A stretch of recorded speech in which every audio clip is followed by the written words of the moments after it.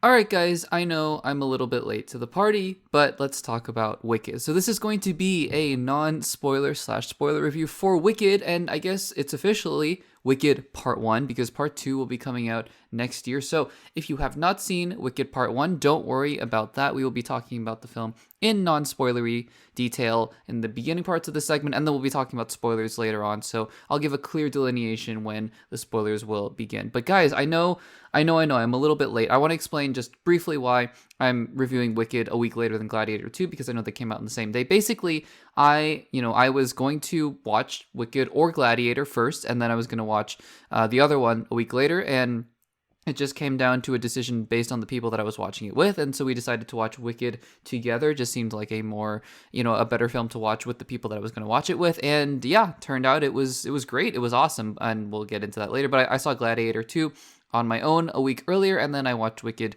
later on with some other people. And so that's why we're talking about Wicked in the post-Thanksgiving episode of Access Blockbusters Pod. But happy to be talking about it here, especially just because, Thanksgiving, there was not as much news to talk about. So really happy to be talking about Wicked here in this segment. So yeah, like I said, we're not going to be talking any spoilers. I'm just going to be talking basically what we saw in the trailers. And, for those of you who saw the musical but haven't seen the movie yet, I really won't be going into details anyways, because you already know what happens in the story. And so I'll just be talking in more general details about my thoughts on certain things as they appeared in the film. So Wicked. I personally, just to, I always like to give some context as to where I'm coming from when I watch these films. And so I have not seen the musical Wicked. I was somewhat familiar in terms of just the general concept of the fact that there was the Wicked Witch, but they, the musical was basically attempting to humanize this character and make her more three-dimensional is basically all I knew about the musical. And then I saw the trailers and I thought, wow, this looks really good, I am personally a pretty big fan of movie musicals, actually, in particular. I've seen a couple, live musicals, but in terms of movie musicals and specifically more the recent ones, because, I'm not, again, I'm not a super big musical person. I don't know every single musical and I don't know every single lyric to every single song, but you're talking about the recent ones, right? Like La La Land, Greatest Showman, a couple other, Dear Evan Hansen, Tick Tick Boom. These kinds of musicals have really been up my alley recently, and I've seen a couple of the classics as well. Les Miserables is amazing, and obviously the new West Side Story was really good. So movie musicals, of course, also including all the Disney ones as well, have been just they've been really something that I look forward to. I love what I say about movie musicals a lot is that when you have a movie, right, it's able to bring out these kinds of emotions and feelings and bring these characters to life in such a way that's beautiful, and it's so real to life in certain aspects. Even if you're watching cartoon characters, animated characters that are larger than life, in comic book movies, Star Wars, whatever, movies are able to bring out a lot in people that just can't be done in real life, and that's amazing. That's so awesome. And I think music actually does much the same. If you're listening to an orchestra concert or if you're listening to a pop concert or whatever, music is able to bring a side out of you that I just don't think anything else really can. It's beautiful. It evokes happiness or sadness or joy or and anything in between is what music can do. And I've always said that putting those two together, so you can have a layer of even just the orchestral score, right? That's in almost every single movie. That in itself, that augments scenes, right? I'll give an example from a movie that I think a lot of my audience has watched, Avengers Endgame, right? Those final moments where you have the Avengers assemble scene and whatnot, it's augmented by having those musical overtures of the first Avengers films, right? That scene doesn't work as well if you don't have the music. Similarly, I think musicals are able to tap into that, but on another level, because it's not just lyrical, or it's not just instrumental music, it's lyrical music, it's musical storytelling, and I think that that's so powerful. So I think musicals have the opportunity to always do something great because they have an advantage. They're taking both movies and both music and putting them together. So Wicked, I was pretty excited, to see it just based on the trailers and based on the concept. Cynthia Erivo is, her singing just in the trailers alone, fantastic. Ariana Grande, I don't know. I thought, because this is her first big acting role, I think. So I was like, yeah, we'll see about that. But there is no denying, no matter what you think about her music in itself, right? Just the pop music part of it, she is one of the best vocalists out there right now. And I'm not talking about, I mean, obviously she doesn't do opera or anything like that, but I mean, just pure talent in terms of vocals, she is up there with anybody right now. And I think that that was a testament to her, to the fact that she was cast in this movie. I think they understood that, even if she wouldn't have been probably the strongest actress, although I'm sure they wanted to pick a very strong actress to play next to Cynthia Erivo. But I mean, her vocals, right? Her vocals is what's going to carry her. So I was just interested to see what she would bring to Galinda, the character. So I went into Wicked, and I was floored. I loved it. Now, for those of you who weren't aware, because they have really been trying to shy away from this in the marketing, but it's, this is a review, right? So we're here to talk about the movie, and the movie is not just Wicked, it's Wicked Part 1. So for those of you expecting the entire story, if you've seen the Broadway play but you haven't seen the movie, this is only going to be Part 1, for those of you who aren't aware. And I think that, there's always some trepidation, right, with a Part 1. Is it going to be a case where the movie just kind of abruptly stops and you get into Part 2? You have to wait a whole year for Part 2, which I believe Part 2 is coming out almost exactly a year after Part 1. Is it the situation where it's just going to be like, well, that wasn't really a movie, right? That was just sort of half of a movie. I love Dune Part 1 for what it is. I don't necessarily think Dune Part 1 was the best execution of a Part 1. I think, and I know this is blasphemous for some people, it's fine, it's just my opinion. I think Across the Spider-Verse was honestly much the same. Really great for what it was, but I just didn't feel like it executed the whole Part 1 concept super well. I think Infinity War is still probably one of the best Part 1s I've ever seen, and even that is it's not really a Part 1, it's a full story. But you can't really, like Infinity War and Endgame are sort of a package deal, right? I think that's a brilliant case of that as well. I think Mission Impossible Dead Reckoning Part 1 as well was a great example, and obviously they've repackaged that to the Final Reckoning since then. So Wicked Part 1 comes out. I've seen it, and I will say this is one of those instances where I go, they did a really good job of making sure that this was a complete film. And by complete film, I mean it's 2 hours and 40 minutes. It's a long movie. But at no point did I ever feel that length dragging on. I always felt like there was something engaging, and I think music has a big part to play in that, because the music was always going, and it wasn't constant, right? This isn't a Les Mis case where the music is just going every single second. There are still obviously a lot of beats where the character's just talking and acting, and it's normal. It's a normal kind of movie, but the music is also, it's there, there's energy, but even in the scenes where there isn't music, there is still tension between characters, and there's a lot going on. I think, to go back to the actors, Cynthia Erivo, fantastic as Elphaba. She's great. She gives that kind of, I wouldn't say, what's the right word? It's not gravitas necessarily. I think presence is the right word. I think she has a great presence to have this idea of, this character who's coming into her own, but also very strong, right? A very strong character who is finding her identity and who she really is, throughout this movie. And I think that Cynthia Erivo does a great job. And we'll talk about the vocals later, but crushes the vocals. Now, Ariana Grande, like I said, biggest question mark in terms of acting, but I thought for the character that she was playing, she was phenomenal, honestly.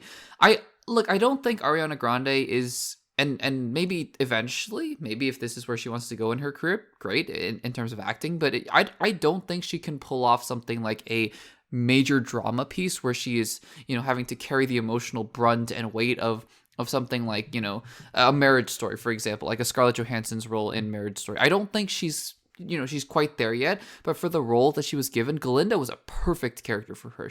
It plays into Ariana Grande's strengths, I think, where she's just kind of the glitzy, trying to be pretty character who has it all, and then, is confronted with this character Elphaba who challenges her in that way. I think that she did great. I really think that she was fantastic in the role, and her singing, by the way, was unbelievable. I right from the beginning, from the first time that she starts singing, you're like, wow, because she has that pop voice, right? Like if you listen to her music, she has that very pop kind of those pop vocals, but in Wicked, it's not Ariana Grande singing Ariana Grande's voice, pop voice into Wicked. It's Ariana Grande channeling a true musical Broadway voice into these songs, and she's fantastic. I mean, her vocal range is unbelievable. It is insane. So those two characters, those two actresses are fantastic, and I think that in that way, that's, I wouldn't say 90%, but that's a vast majority of the battle going forward with this movie, because it is reliant on those two characters so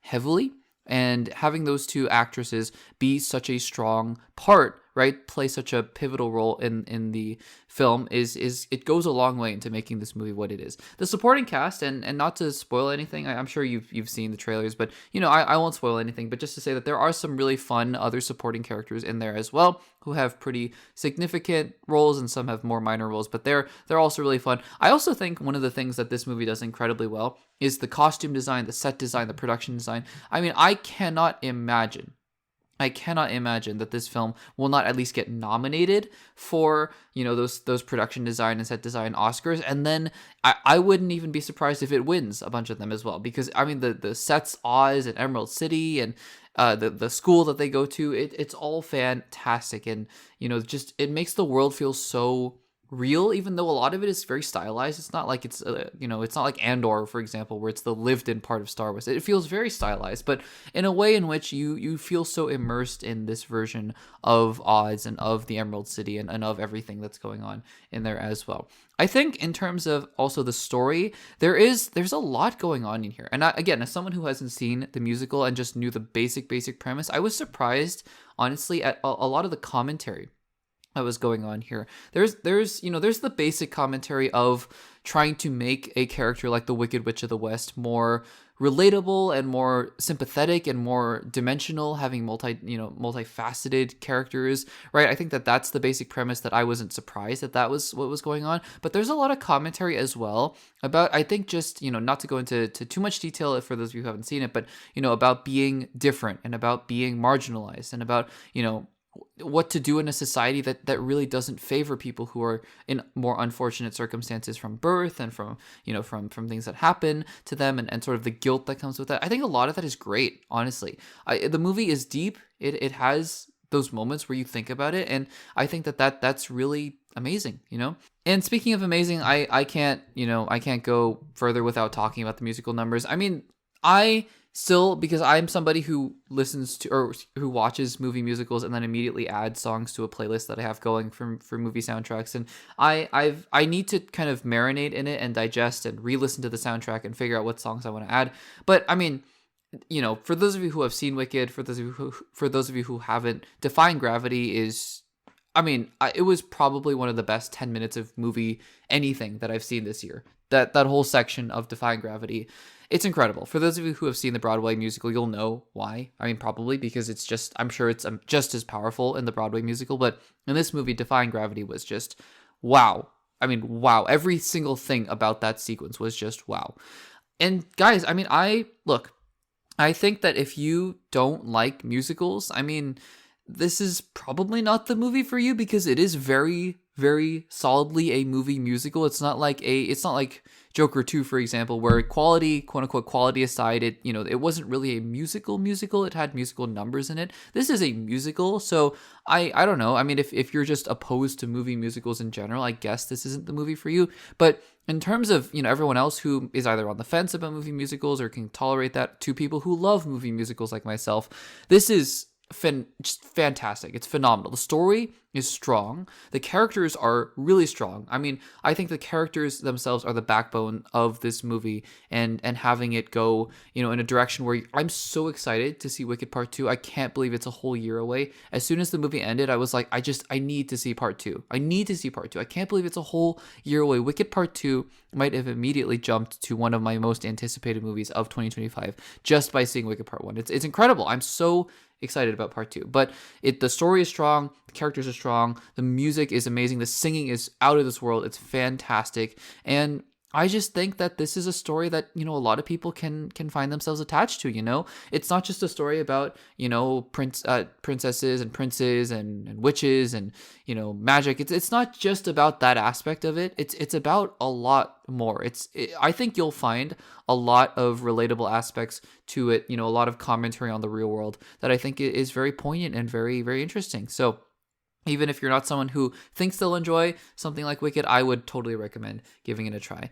And now we're going to jump into the spoiler section. The spoiler section is going to be pretty short, just a couple little things I wanted to touch on here. But if you have not seen Wicked, I hope that this review is helpful for you. Make sure to come back to this video if you have seen Wicked, and then we'll jump into the spoiler section in just a couple seconds. So this is your final warning. Let's get into it. I think that that final 10 minutes, final 15 minutes of this movie were just, I don't know. It was just, I hesitate to say ever, but in 2024, at the very least, just the most powerful filmmaking I've seen in a long, long time, especially in 2024. I was shaking almost, at the end of this movie, just because of the Defying Gravity sequence and the way they shot it. And I mean, I haven't seen the musical, like I said many times in this segment already, but I can't imagine they could have pulled it off any better than they did. John M. Chu, and huge kudos. I should have mentioned it more in the non-spoiler review, but huge kudos to John M. Chu. His directing is fantastic, and I'm so excited to see what he does in part 2. But like I said, the ending with Defying Gravity was just so powerful, and Cynthia Erivo obviously killing it at the end as well. And I think, like I said, the commentary about, I think having characters that are outcasts, quote unquote, in society, or marginalized people, obviously the whole being green part as well, but being a character who is just seen at, having such a disadvantage at the beginning of this film, and having people who are just looking down on her at all times, but then having, characters who are trying to lift her up as well. Like, well, it seems like Michelle Yeoh's character at the beginning was trying to lift her up, but it seems like she has more nefarious purposes later on. But, Glinda, I guess Glinda now, right? Glinda now, not Galinda now. Glinda is one of these characters who I'm sure will have a more complicated relationship with her in part 2. But, the fact that the dynamic between these two characters is so interesting and so complex in a way that it's like, friends, but not friends, but friends, but, having their own interests, but having each other's interests. And I think that that's so cool. Having characters like that, just having so much dimensionality to characters that in The Wizard of Oz, it's just the good witch and the wicked witch. And I think that that's so interesting as well. Jeff Goldblum is Jeff Goldblum, and he's awesome as the wizard. I just think that, having Jeff Goldblum play a character that he basically is already in real life is fantastic. And that's what they did in this movie. That's what they did in Thor Ragnarok. And he is Ian Malcolm. So yeah, have Jeff Goldblum play characters more that are just basically Jeff Goldblum. That's great. I think that this is a movie where I'm, at the end of this movie, I felt so satisfied based on what we got. And even though this is a part 1, I was like, it feels like this was a completed story. And while I think that there are characters that we need to pick up on more in part 2, and I think in a vacuum, sure, if this was the only movie we ever got, I would have probably nitpicked at, well, Bach, we didn't really get a whole lot of Bach, and Elphaba's sister, we didn't get a whole lot of her either, and the prince, I think the prince, there's obviously more to him as well. And I think that there's more to explore, is what I will say. But at the end of the day, if this was the only thing we ever got from this universe, this Wicked universe, I would be happy, because it was great. There was a lot of emotion and a lot of heart in this character, or in this movie, and in these characters. And I think that's really, one of the best things you could ever say about a movie. So I really loved this movie, guys. I don't know, is it my favorite movie of the year? Maybe, but I'm just so happy that, a movie musical was able to connect in all the ways that a movie musical should, with the music, with the characters, with the story, with the visuals, with everything. Everything that you'd ever want from a movie musical is in this movie. So guys, have you seen Wicked Part 1, and what did you think about it? What did you think about the music, the characters, anything? Let me know in the comments down below. I just had a great time, and I can't wait to hear about what you guys thought in the comments down below.